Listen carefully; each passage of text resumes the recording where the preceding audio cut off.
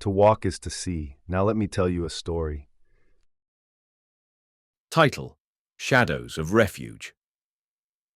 The city of Veylora was a powder keg, its streets teeming with tension. For decades, the Krynn minority had lived under what they perceived as systemic oppression by the ruling government, a regime that dismissed their grievances as mere propaganda. The Krynn people were culturally distinct, speaking an ancient tongue and practicing traditions alien to the majority population.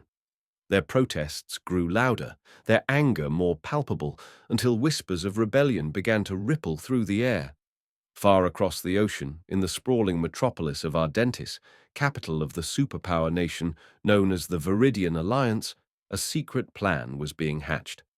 Operation Crimson Dawn aimed to destabilize Veylora, not through overt military force, but through subtler means, offering refugee status to any Krynn willing to leave. It wasn't just about humanitarian aid, it was about exploiting divisions within Veylora's borders, turning its citizens against one another while siphoning off skilled laborers and intellectuals who could bolster the Veridian economy. But there was a catch.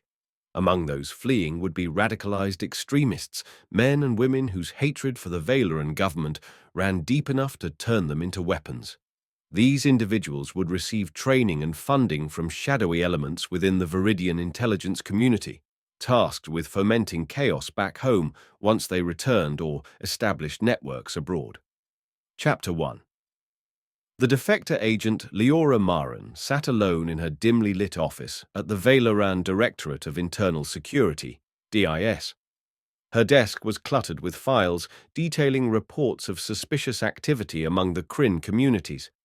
She rubbed her temples, fatigue etched into her features.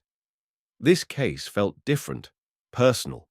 Her own family hailed from the Krynn region, though she had long distanced herself from their struggles.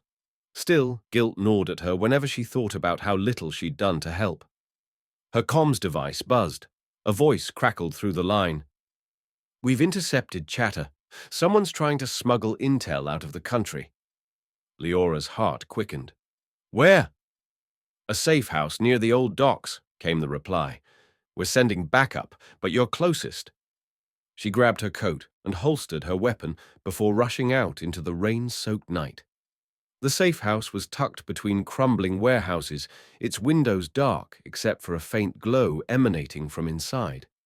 As she approached cautiously, she noticed a figure darting toward the water, a defector carrying something valuable.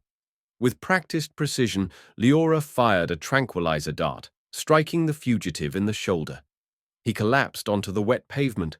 She cuffed him quickly, ignoring the curses spilling from his lips.